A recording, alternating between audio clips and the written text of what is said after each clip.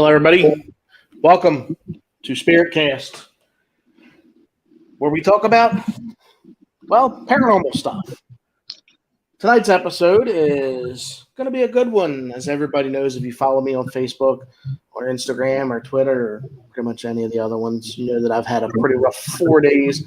My fiance gave birth on the 2nd, and it's been pretty much hell since then. So, speaking of hell, we're going to be talking about tonight the house that goes through hell. I have Gene and Lydia on with me, and they're going to join us, talk about the film right after this.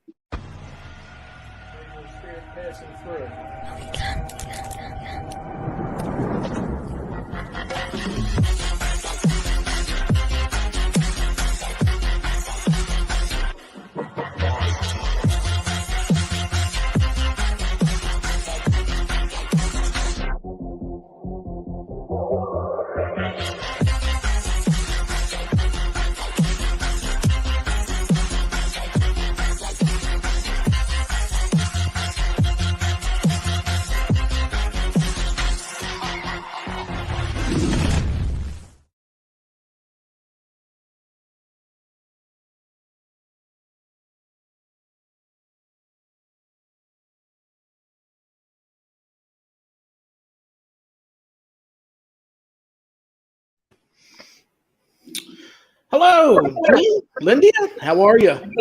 Hey, how are you? Gene, how are you, buddy? Uh-oh. I don't guess he can hear you. Gene, can you hear me? Well, we have audio, we have video. Are you on mute?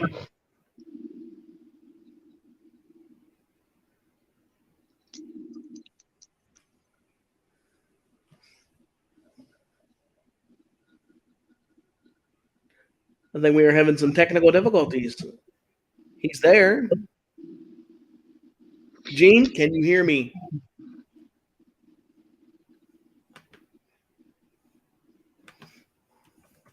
Wonder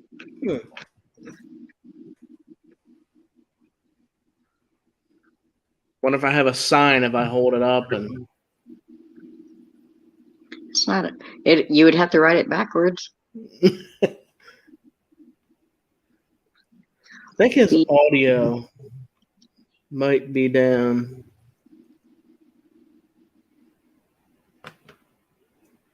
I don't know what he can see or can't see. Gene, can you hear me? And he dropped off. All right, so we will get him back. Just like a typical day in my life right now. Can anything physically go any worse? I mean, I know it can, but that's not. Wait, is he coming back? Is he coming back? I guess we shall see. I think he's in a bad area, maybe.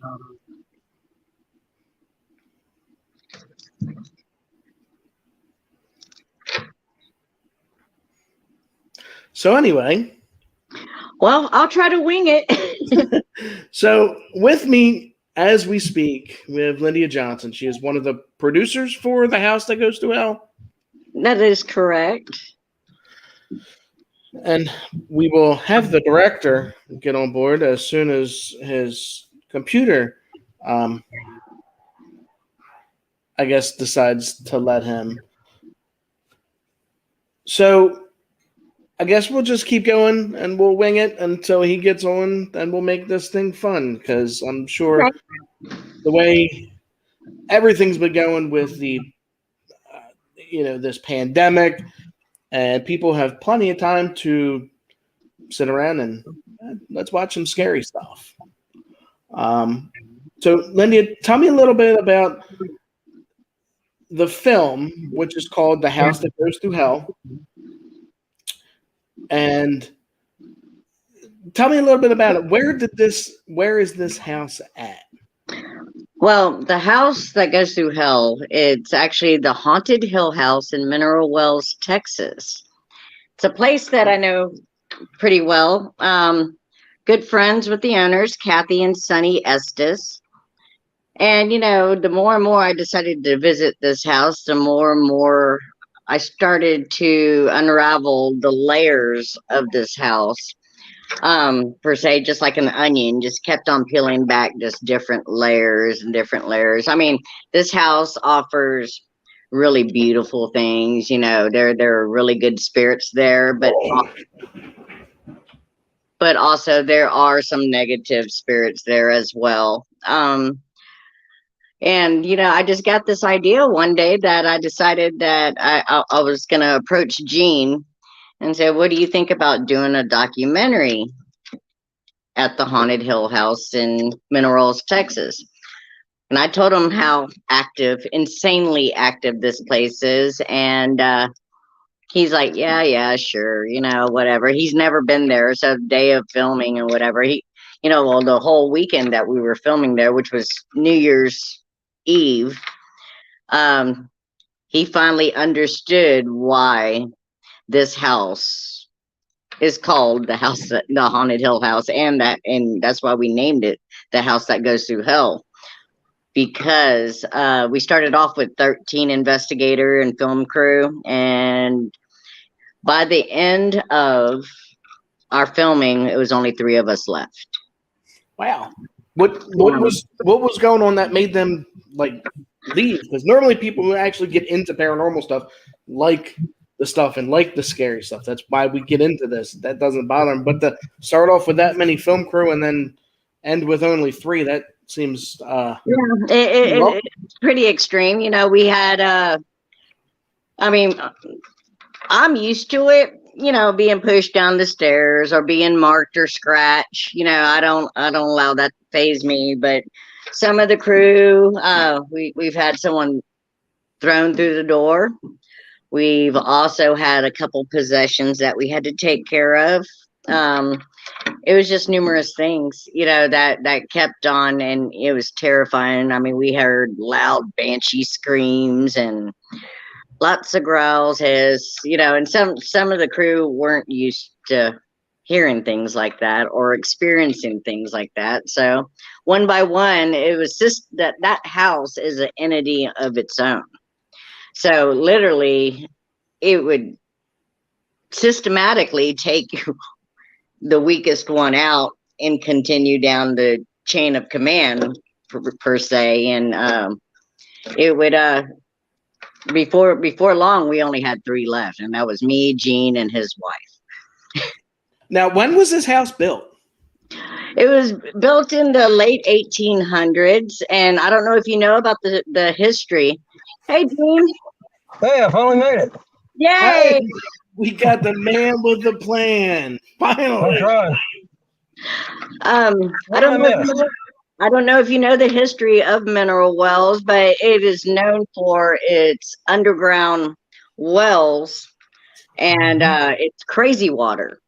So, and this water, what people thought was the healing water, and it made them feel good, and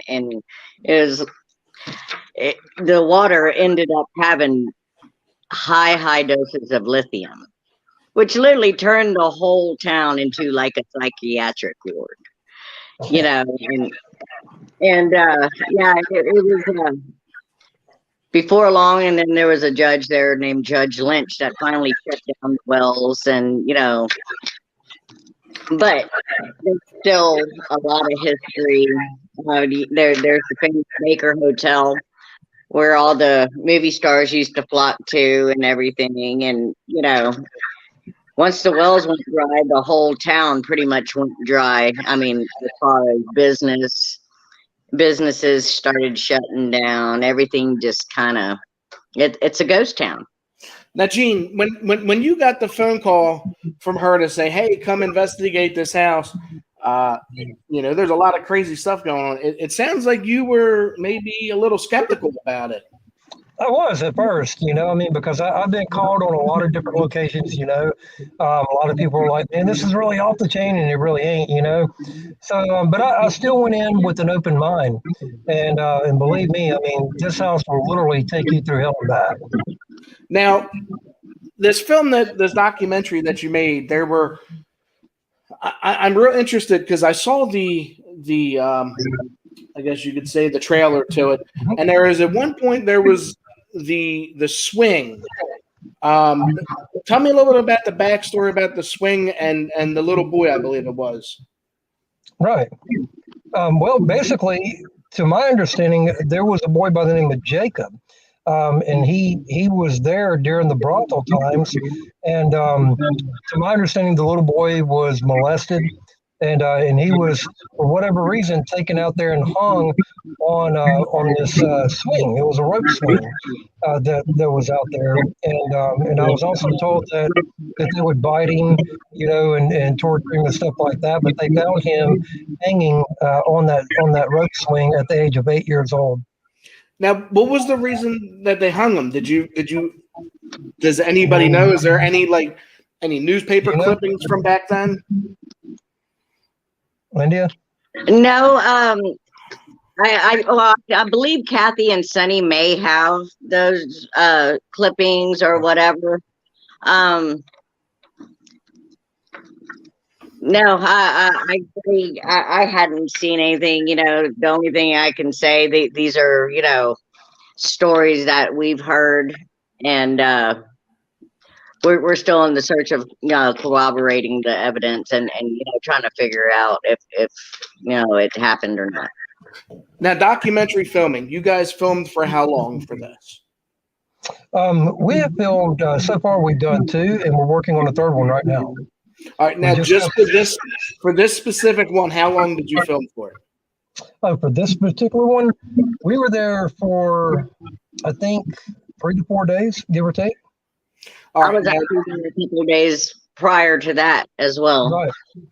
Now, during that time, did anything come out to you from the boy? Did you get any EVPs or anything to that effect? Without spoiling the film. I'll be proud to say this. Jacob likes to move things. He's really active in the kitchen. And you can see it in the trailer as well, where I'm sitting at the kitchen table and there's some cups behind me and a cup flies off the kitchen counter. Nobody's behind me at all. Cup flies off and almost hits me. But it was a plastic cup. But that's how Jacob likes to get everybody's attention. He likes to move things in the kitchen. Now, this is the follow-up of how do you know it's him and not? Well, did he give you another sign maybe through? I would say basically, the experience of being there, and Lyndia has been at this location for quite some time, and and when you've been at a location for as long as she has, you begin to learn, who does what, with that house. That now that does make sense. That and clear EVPs. This is a house. And I've never captured the amount of EVP from a location. You can turn on a recorder and you can catch 10 separate EVPs, 10 separate spirits talking at the same time, and answering intelligently every single question.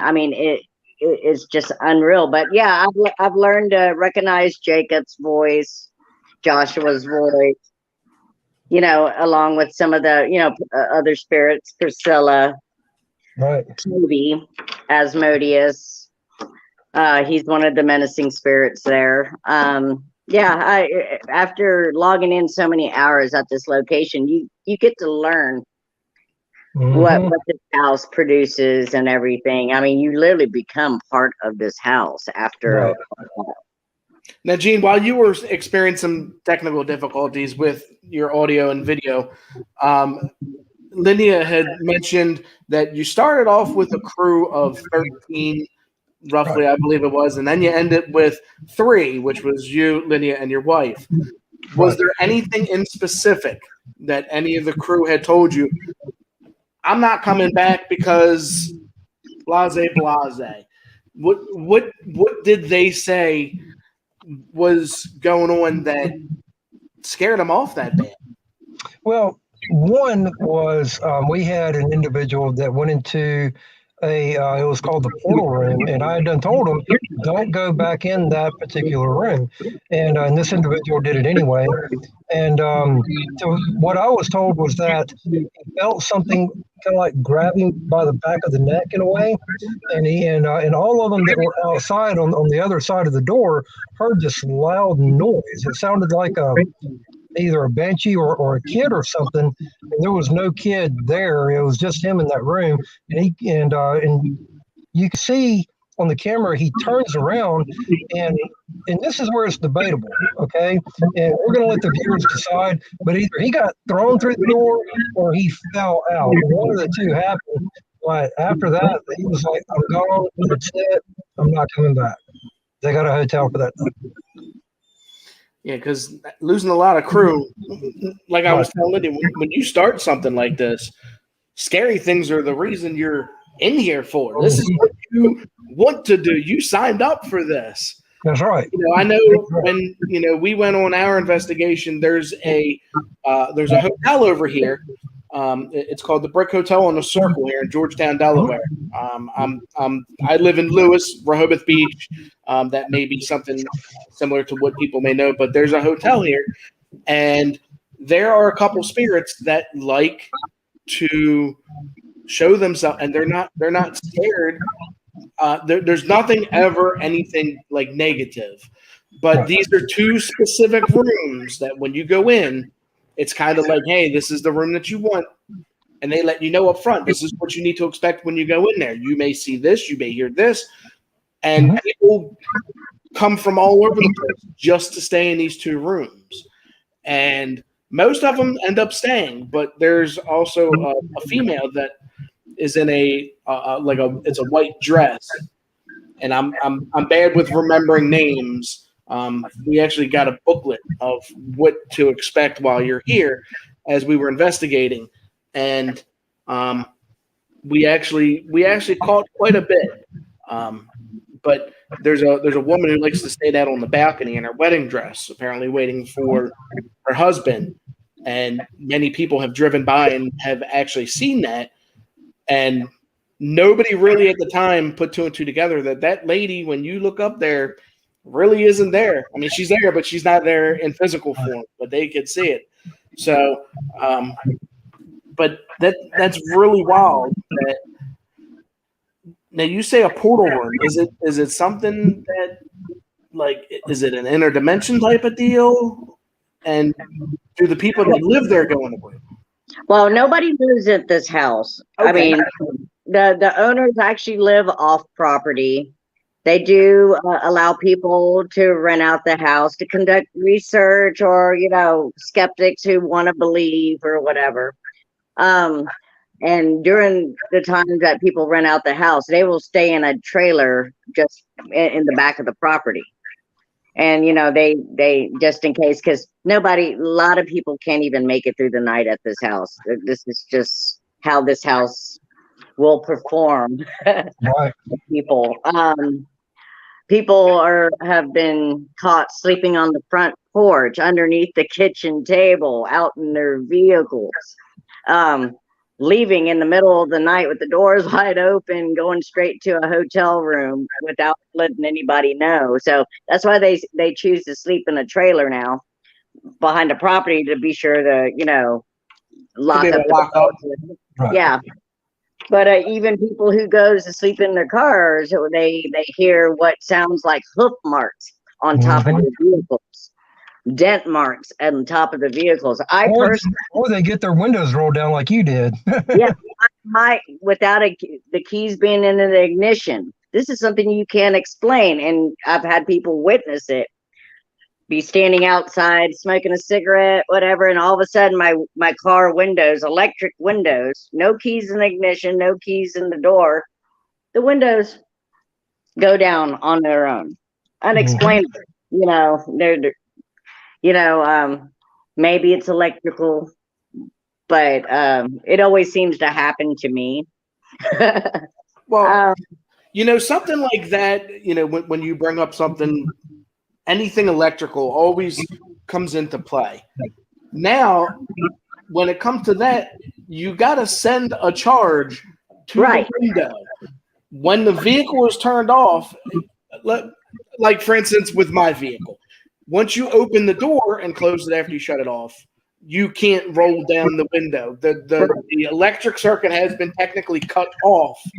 Now, if you'd have told me that it was, a wind down window, I could say, well, maybe, there's something out of place, and it, and it just fell. It didn't roll down. And the other question is why does it only happen there? Why doesn't it happen at your house, at the McDonald's drive-through window, or anything like that? So that, that also comes into play. It's kind of like when you debunk something. Can you get it to do it all the time? And if you can't get it to do it all the time, we have an issue. Like with the house in between with John Bullard, and you got Brad Cooney, and Steve, when they put the ball on the step and they put a video camera on it, and it didn't go nowhere for when I talked to John, they said it could have been days, weeks, and then it would just go toss it down the steps. And it's good to debunk things. Like if you watch the film, they go under the steps, they bang, they jump up and down, they try to blow it over, and it doesn't move.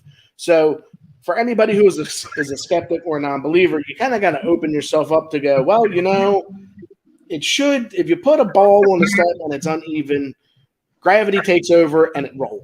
Right. Well, what's great about the evidence that John and Brad Cooney used, they used a baseball. Correct. Specifically a baseball that has stitches.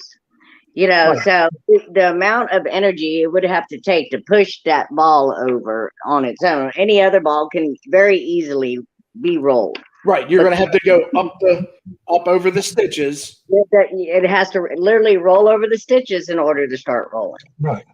So that was a very interesting, capture. Absolutely. And we had, a staircase incident over there at Haunted Hill House as well. The house that goes through hell there. Lyndia here was actually sitting on the top of the steps, and you can actually see three mist appear. They come out and they go right behind her, and then poof, she gets pushed down the stairs. And we have that.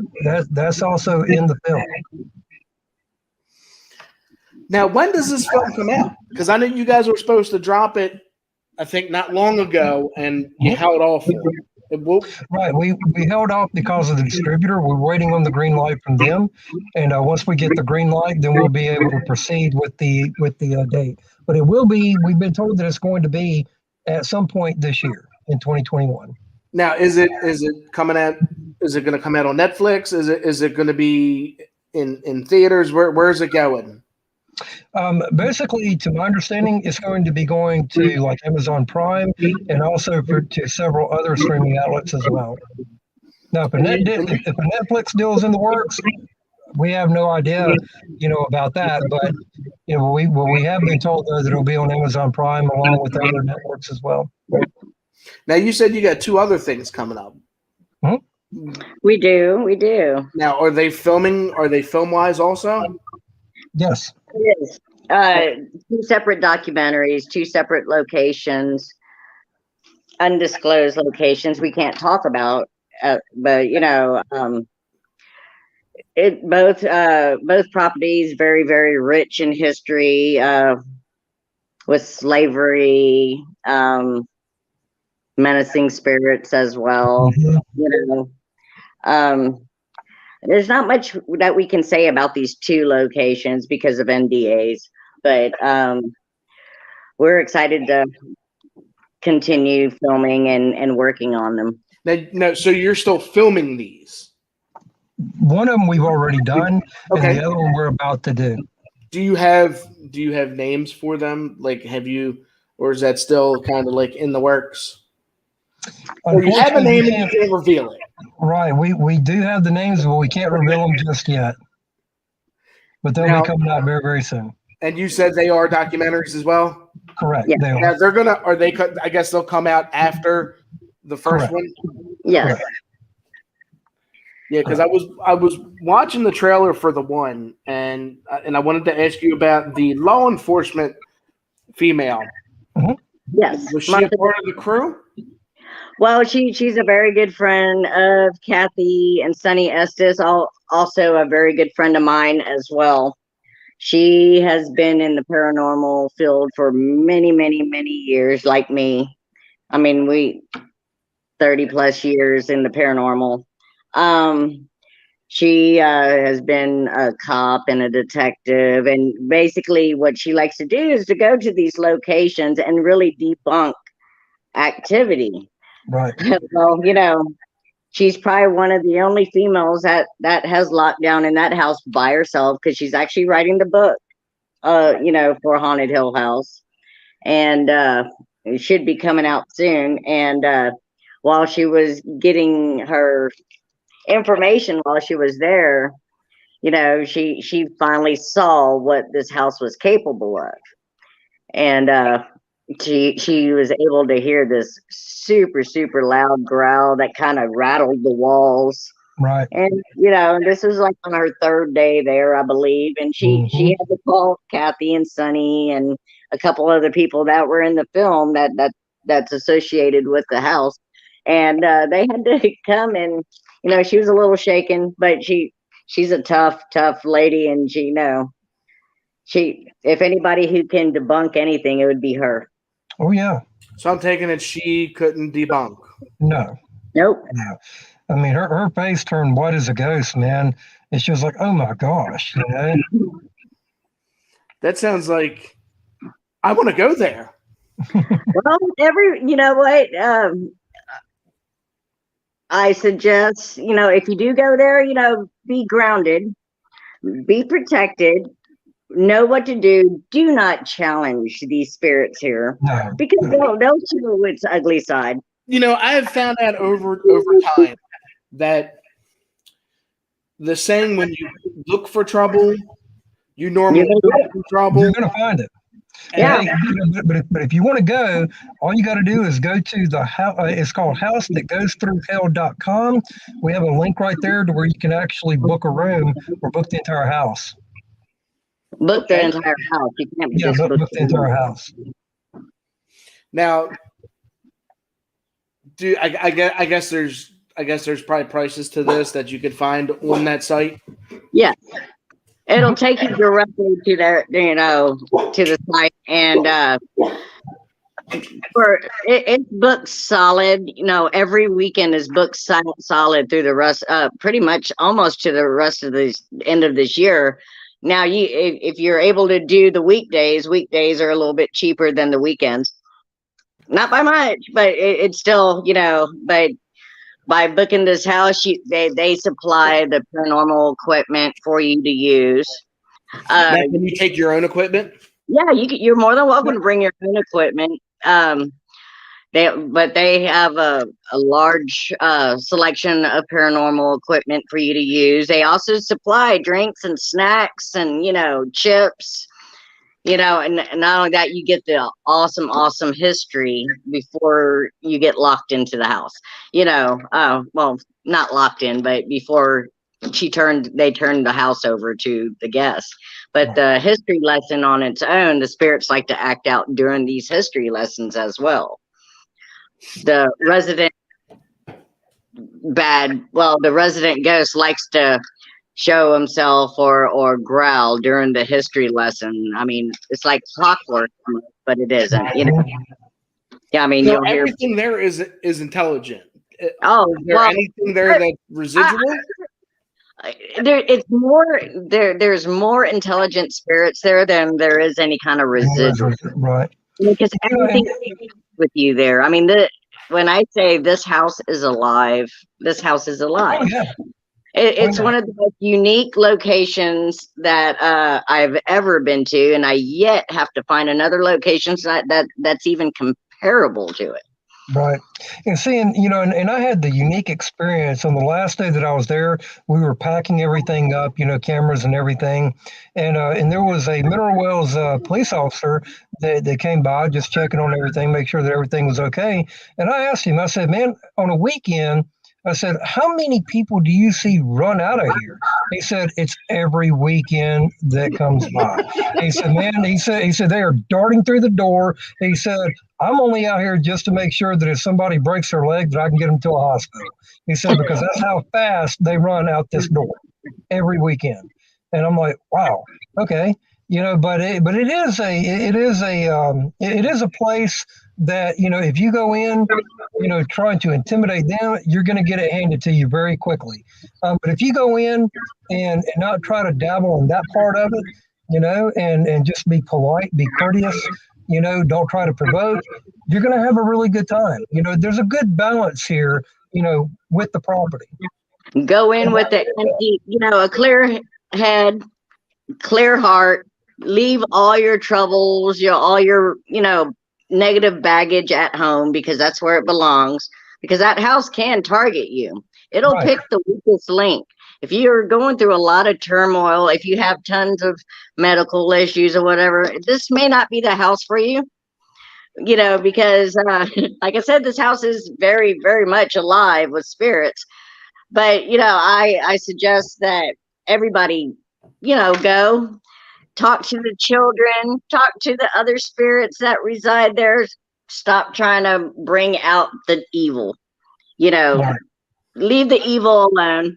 And, things should go really great for everybody. I've seen family reunions happen there, Mhm. where, groups of people will have the portal box on or doing EVPs and literally hear their loved ones come through, as a, like a gateway for them to reunite, and they'll hear things that only their loved ones would have known, so this house does produce very beautiful things. People get healed here. Now, like I say, I've been scratched and pushed, and I think me and one other guy probably holds a record on scratches at this point. We got a But couple of photos to prove it too. yeah, I have to prove it. And anyways, just always, target the good. Talk to these spirits like they're your family members. Like it's your best friend in the whole world, and I guarantee you're going to get some great interaction. Hmm. Now, What is the reason that they don't live in the house? Did they set it up as, did they want to set it up as kind of like of a tourist attraction? well, the guy who owned it before, Phil, he couldn't even stay in the house, and he was hosting events and had numerous TV shows or a couple of shows and people there. And, that house did not like him. He had a couple haunted objects that, he took home, and he had to come and drop it back off at the house because it was coming home with him. Now, Kathy and Sonny, they got this mirror that resides in their living room, and it's a big grand mirror, really beautiful. But they got it from Jefferson, Texas, which is another haunted town in Texas. And they had it in their house, and literally, I believe that spirit works as a portal. That mirror works as a portal. And when they had it at the house, literally, their granddaughter even got attacked, and I believe her clavicle got broke. She was tossed off the bed or whatever. She broke something, Kathy, and so it's attacking her grandchildren. And so they moved the house, that mirror, into the house, and did some cleansing work and whatever, and most activities stopped at their personal residence. But yeah, these spirits at Haunted Hill House, if given the opportunity, they'll try to follow you. So, Kathy and Sonny does try to, bless each vehicle before anybody leaves that property.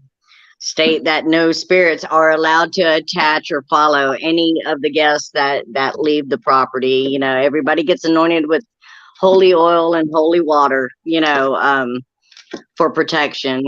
She tries to take those extra measures. Nothing's 100%, but yeah, it gets done. Now, is there a form you got to fill out, like a waiver form? Absolutely. Right. You have to. I mean, in more ways than the first skeptic, if they got hurt, they have to be protected and say, hey, look, you are a willing participant coming into this house. You've been explained, everybody's explained to you what can possibly happen, the good and the bad. They know the minute they sit down at that kitchen table. And if you choose to stay here, you're going to have to sign this waiver stating that in no way, shape, or form you can hold anybody responsible for what happens to you. Right. And Sounds like a good time to me. Sounds like some of the parties I've been to in my time. You come in here, you need to sign a waiver because once you walk, it's kind of like Vegas. What happens in Vegas stays in Vegas, but That's right. not here. What happens in Vegas will come with. It's almost like a bad one night stand. You got it forever. But I don't know about that. Now, Gene, what was your first experience there when that made you go, yeah, this might be either a fun ride or a bad ride? Well, to be honest with you, it was just things were happening so quickly. Okay, K2s were lighting up, sensor meters were going off. So it wasn't just one thing. It was kind of like you have like a stack of dominoes, but you have like 3 or 4 rows of them, and you push them all at once, right? And you're sitting right there in the center, and things are just coming, in all different directions. And you got people running up to you, and pulling up their shirts. They've been scratched already. We had one guy that he had just got there, sat down, and he started complaining about a burning sensation. And he had only been there, I think like 5 minutes, if that. And I asked him, I said, well, stand up. And he did. And we lifted up his shirt, and he had scratch marks all the way down and also on his back. And you could see like a handprint on his back as well. It was really crazy. And the next day, we had we were getting ready to have a film meeting, and everything about what we were going to be doing for that day. But the house had other plans and decided that it wanted to possess 2 of our investigators. And so we had to deal with 2 demonic possessions while we were there as well that morning. Now, how did you end up dealing with that? Did you actually have to get a priest involved, or? Well, we no matter what we do, we always come prepared with the proper team. Being in this for so long and seeing what we have seen. And, I'm the last one that ever wants to say demon, demon, demon, demon, because it's a word that you should use very lightly. And, and I hate to say it, but this house does have them. Without a doubt. Because a lot of people mix up just an angry spirit with a demonic entity. When I shined a light, this lady started acting different that night. Okay, and it wasn't really talking, not really acting herself. The very next day, she's sitting there on the couch with her boyfriend, and he wasn't acting, right too. But he was communicating a little bit. But she was not. He was depressed. She was so on. Yeah, and I shined a flashlight directly in her eyes. No one was home. He was not blinking. Nobody was home. And she didn't start responding until after we got her outside. And then I put my hand on her head, held her head back, and was talking to her. And there was some other people, there that was praying. And then she started responding, at that point. And but then, she was there fussing, saying that she didn't want to leave and she didn't want to go anywhere, but she was saying it in a very angry and very cussing type way. But when we got her across the street, across the vacant lot, she started coughing and throwing up. And again, keep in mind, everybody's still praying, around her, etc. And then she looks up and she's like, "Where am I at?" She didn't even know where she was.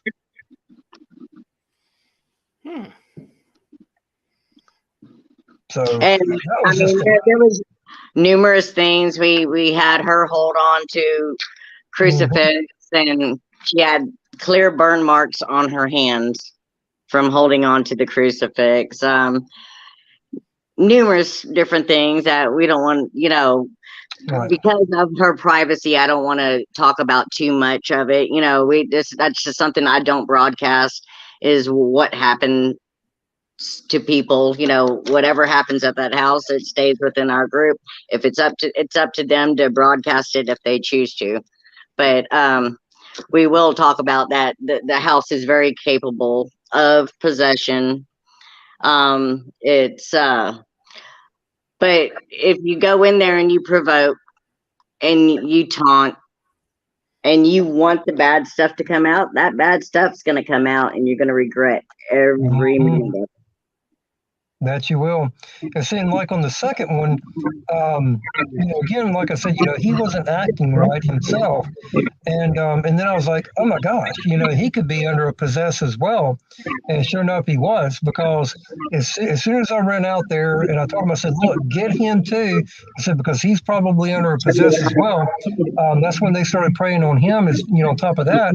And then he started acting a lot better. He started acting more like himself, and he told me, he said, it felt like something had control of me. He said, I could see, I could hear, but I was not in control of my own actions. Yeah, that seems to be like the actual telltale sign of a possession. Because, like I was saying, a lot of people will confuse an angry ghost with a demon. And, because, as long as you've been around, everybody will scream, oh, demon, demon, demon, demon, demon, something got thrown, demon, demon. Nah, there's certain signs that come out. You may first start thinking, okay, this ghost is pretty pissed. He's pretty angry. Oh, wait. I think it's a little bit more than that. Yeah. I tell you what, there is no other feeling in the world. Okay, I've been around hundreds of angry spirits, really, really bad characters. And, that feeling, you feel menacing, you feel threatened or whatever. Mm-hmm. But in being in a house that actually has demonic activity, it's a feeling like no other. I mean, you just want to flee immediately. You really don't want to be there. You don't want, this is for the most seasoned paranormal investigator there is. I mean, you can feel it, man, as soon as you step foot on the property. And I'm not saying demonic, you just feel there's a presence there. You see what I'm saying?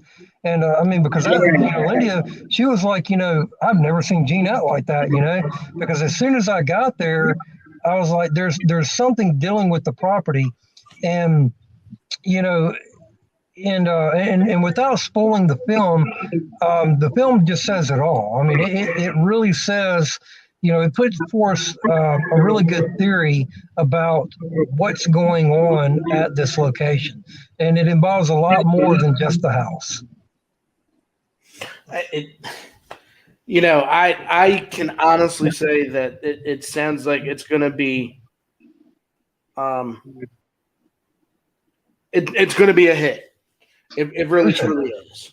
Well, it doesn't matter as far as I'm concerned.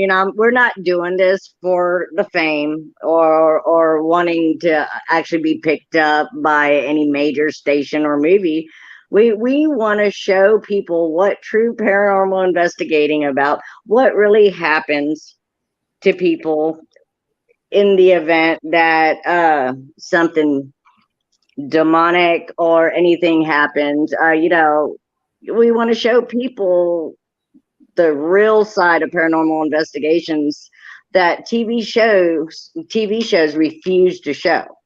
Right. And I think everybody should know. And I think everybody should see how serious it is to go into locations, especially serious locations, and learn how to protect themselves, learn how to handle themselves.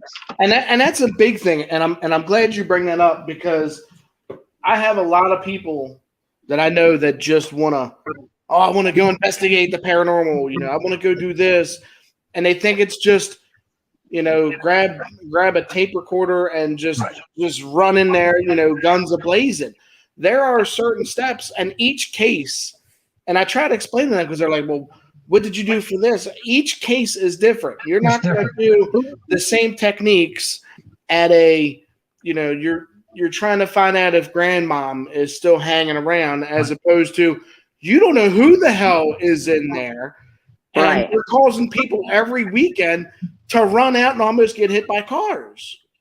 Yeah. There is that is two total separate investigations. Before you walk into something like that, you need to read up on what has gone on, what have other people experienced, and you need to take your protection with you, because absolutely, it's kind of and sometimes even if you go to a location and you don't know the history to it, there are still steps that you need to take to protect yourself and those that are around you, as well. And I'm glad you guys brought that up, because I hope a few of the people that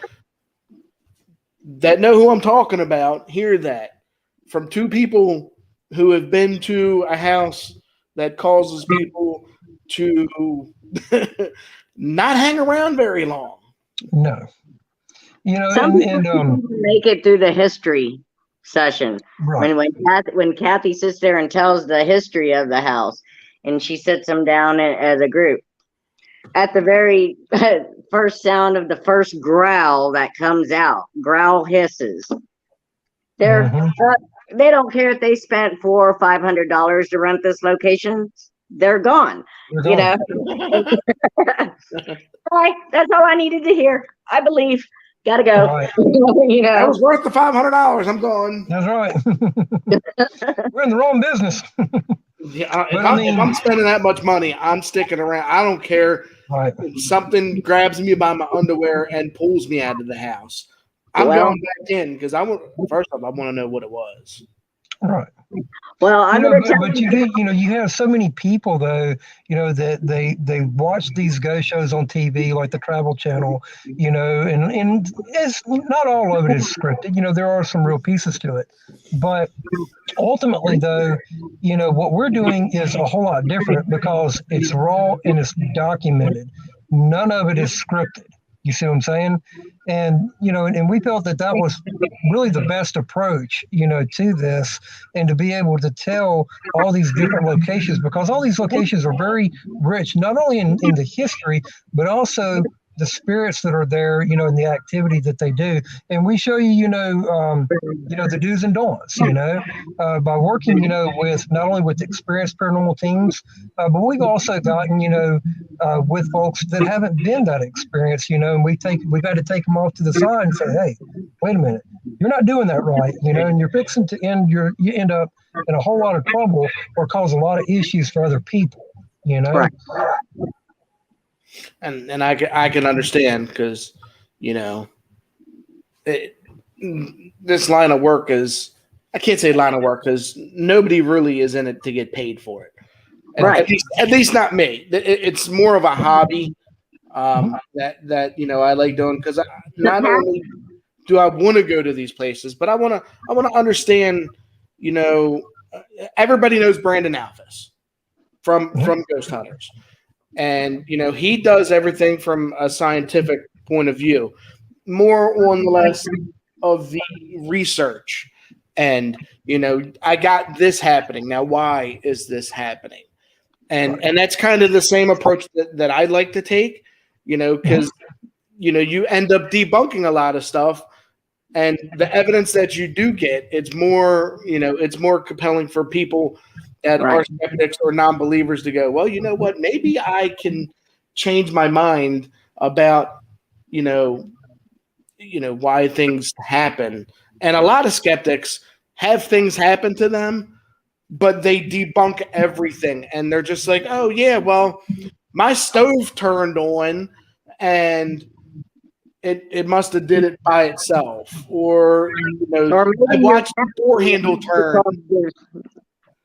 Yeah, I can't think how many personal cases, I do go and try to help people with their personal experiences in their homes or businesses. I can't name how many times that it's all, debunkable. It's like, well, there's no way, my curtain just blew open for no reason. Well, the cat's tail got caught, on the curtain. That's why it moved all of a sudden, or, or, drugs, alcohol. There are a few people that I do know that, they can't, they think somebody stole their LSD, but they think it's the dragon in their kitchen that took the LSD. Right. Sorry, you might want to check that thing that you just smoked 10 minutes ago. Lay down the pipe. Sober up. And that's not everybody, but I do know a few. I can't name how many people, their house is in a disarray. That's everything's based on energy, and when your house is just in total chaos, so will your life, so will the energy in your life. Exactly. It could be something as simple as clean the mess in your house. And now let's start working on your own personal energy and space. And I guarantee you, whatever that's manifesting in your house will go away, because it's PK manifestation or whatever. It's something that you've created on your own, and it's not paranormal, when I try to tell people, and they don't believe it, but when I tell people you can haunt yourself and not even know that you're haunting yourself, they're like, well, what do you mean? And I'm like, exactly what I just said. You can something, and that's another thing, something that has happened in the past that required a lot of energy can come back and as a residual form later on, maybe a scream or something, maybe not necessarily a death, but a lot of people also get that. What's the word I can use? Like poltergeist. Mm-hmm. A lot of people don't understand that is brought up by yourself. You have invented this creature, and they're like, no, poltergeist, it's a ghost and this and that. You invented it. Not all the time, but most of a lot right. of the times. Nothing is ever 100%. Yeah. Nothing is ever 100%. But the majority of the time, if you ever, like with documentaries, when you watch them and you sit down and you think about it and you go, that lady did that herself, or that guy did it themselves. It's like the old saying goes, paranoia will destroy you. Yeah. I will, I will definitely, I hadn't heard of that, but that is probably the truest statement that I've ever heard, because it and that brings up another thing. A lot of people that are on drugs are extremely paranoid, right, and it ends up killing them. And I mean, whether it be drugs or whether it be alcohol, you've got, if you're on that type of stuff, you can't just lay that stuff down and quit. You've already started doing damage to your mind. Yes. If you've already started doing damage to your mind, how in the world are you going to go in and conduct a paranormal investigation, or lead a team of other people, into a location? You see what I'm saying? Because you're putting all those other people, you're putting all those other people at risk. You can't do that. It's never going to work great for you or for them. It'll always come back in some form or fashion, and also to some degree, and haunt you back. That's scary. Yes, very, very scary, very dangerous, and I mean, several teams I've seen personally makes each paranormal investigation a drunk fest. Allowing the guests and the investigators to drink and party it up during an investigation. Right. And don't they watch horror flicks?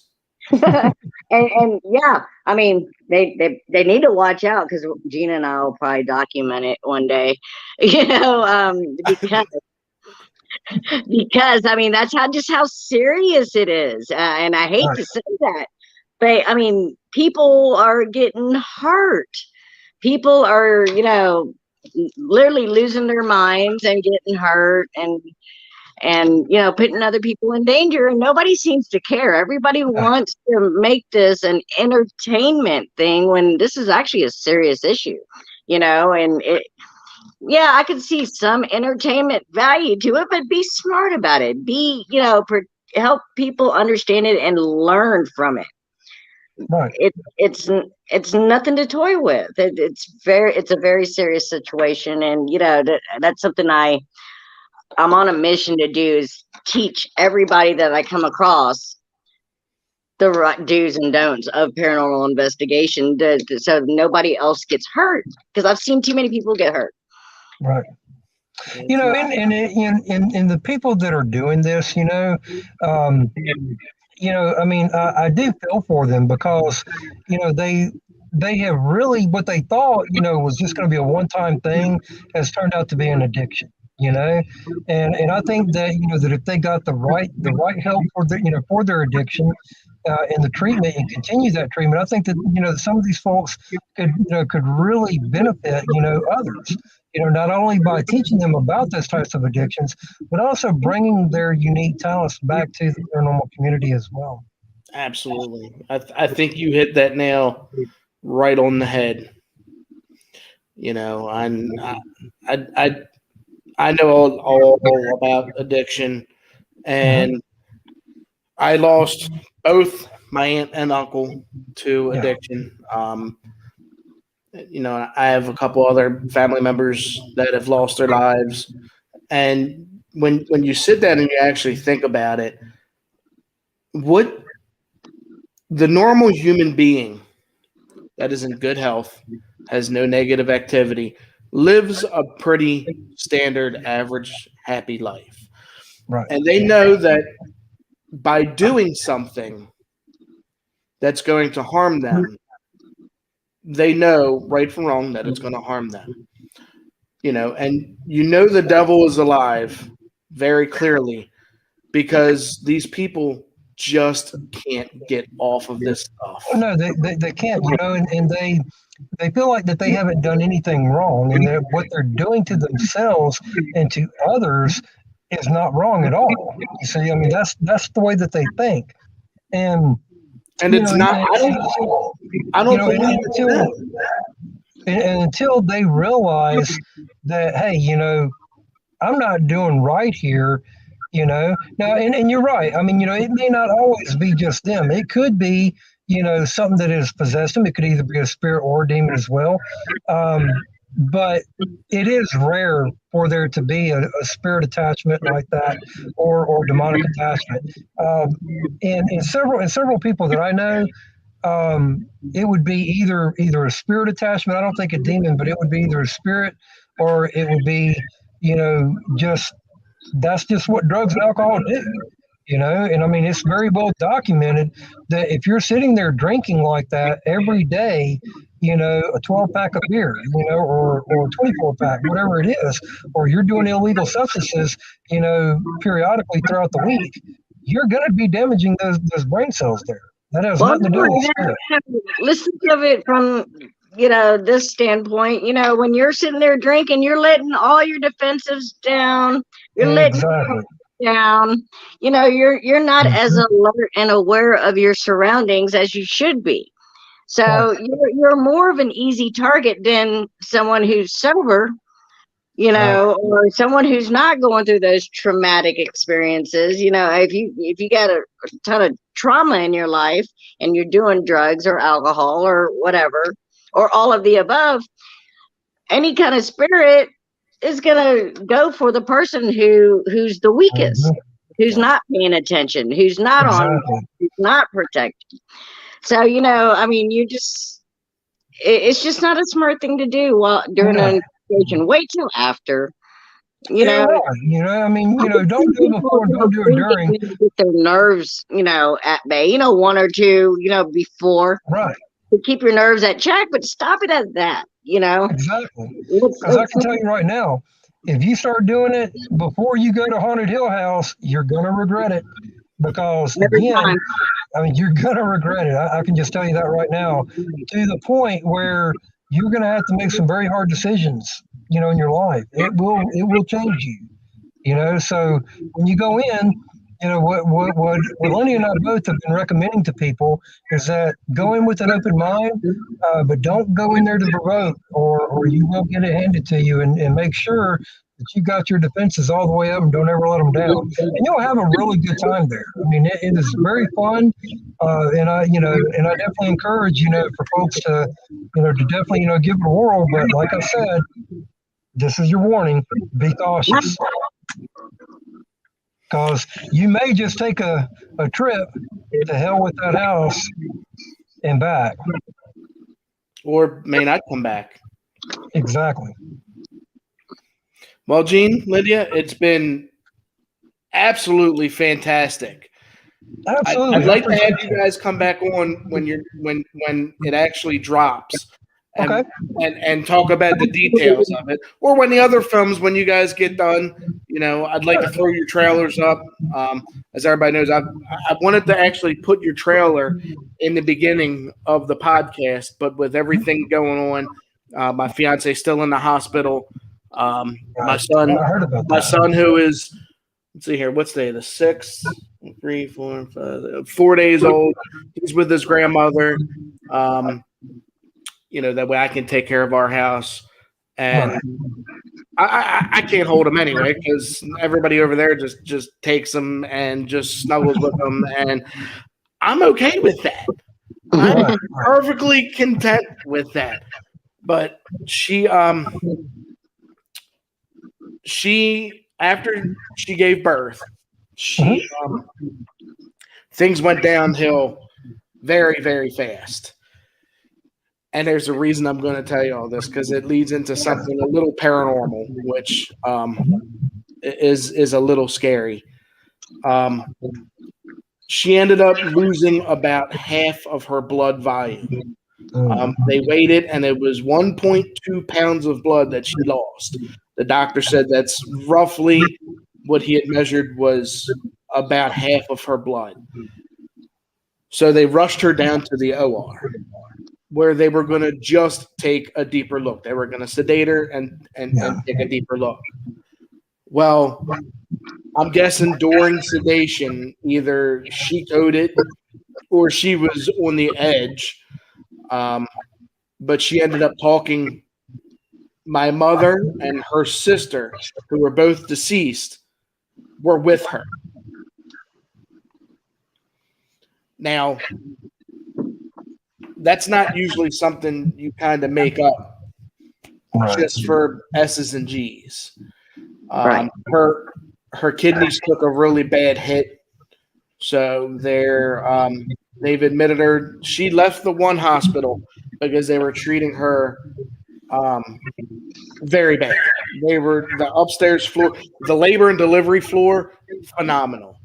The upstairs floor where she went to get monitored, cardiac monitoring, and all that good stuff, god awful. Just I guess using the word god and awful is not good, but it was bad. It was bad on that floor. So she came home last night, and they gave her the same medication that they were going to give her at the hospital. So she started taking that last night. She woke up this morning, and she was having some very, very bad trouble breathing, and she had some chest pains. So I called the ambulance here. They took her over to BB Medical Center, and her kidneys have gotten a little worse, but there's a lot of things going on. So they got her back on it's called sodium bicarb, and they're running like a sugar water through. If her vital signs improve, they won't have to do dialysis. If they don't improve, then they'll have to do dialysis. But mentally, she decided that she needs this, and she absolutely does. Because I do not think I could physically raise my son by myself. I think in the long run, I would if I absolutely had to. But I told her, I said, your kids and me need you 1,000,000%. And, by the grace of God, she is doing a lot better tonight than she was the other night where she had a complete, absolute, major mental breakdown. And that's another part, because just like you said, paranoia, Will destroy you. it's the same thing with stress. Stress will absolutely kill you. It will hurt your heart without a doubt. And, I need her to get better for Right. us, not for her, but for us. And, I want to give an absolute big shout out to anybody who donates blood. She got, I don't know, 7 or 8 units of blood. And anybody out there who gives blood to the Red Cross or any foundation that gives blood, you are an absolute hero, because if it wasn't for them, she probably would not be alive. Right. And I truly believe that there are angels among us, whether they have wings or if they're on earth. They were sent here for a reason. That's right. That's right. Absolutely. Well, we definitely lift you and your whole family and her up in our prayers, and we'll continue to keep her lifted, and pray that God puts his healing hands on her and gets her through all of this so she can come home and be with y'all's beautiful kid, and because I know what a struggle it has been for the both of y'all to even conceive, so she needs to be there for you and your family. So I have total faith in the world that God will get y'all through this. And God's got a master plan. We may not always understand what that plan is, but one thing's for sure is that he's going to make whatever he can do to make sure that everybody is taken care of. Absolutely. Well, I appreciate it, guys. It's about that time to actually go over there and get my little man. There you go. And you guys are some awesome people. And thank you for having us on. You guys make it over here to the Delaware area one day for some odd funky reason. Absolutely. Remember, May 22nd through the 25th, I'll be in Baltimore, York, Pennsylvania, and I told you, I'll be in Laurel, Annapolis area, so I'll give you a call. I appreciate it. You going with her, Gene? No, I'm usually stuck behind the desk doing the editing and all of that, and then like Monday through Friday, and then on the weekends, we're headed out to other locations. But right now, though, I'm involved in another filming project called Twisted Carnival, and we're building some humongous props for that. We have to build a whole inside of a train car. That sounds interesting. Yeah. It's pretty neat. A little bushy tail up. Well, maybe you need to come down to the South and become one of the characters to this. That's right. Join the carnival. You will have to get a hold of Kate on that one. You will have to message her and ask her. Ask her for the permission. Gotcha. She wears. Hey, look, everybody knows she wears the pants in the family. Yes. So, I'm going to get my little man. All right. And then I will try to take a nap at some point tonight, and I will have you guys on. Let me know when the film's going to drop, so I can make sure that I'm one of the first to grab it. Absolutely. I appreciate it. Thank you. Thank you for having us on. I appreciate it. You guys have a great night, and thanks for all your support. You too. Appreciate it, man. Have a good one, guys. Thanks for having us. Absolutely. Thanks for coming on. All right, folks. That was Gene Hamill and Lyndia Johnson from the house that goes through hell, which almost sounds like what I'm going through right now. I'm going to go get my little man. So I am signing off. Thanks for everybody's blessings. And you guys have a good night.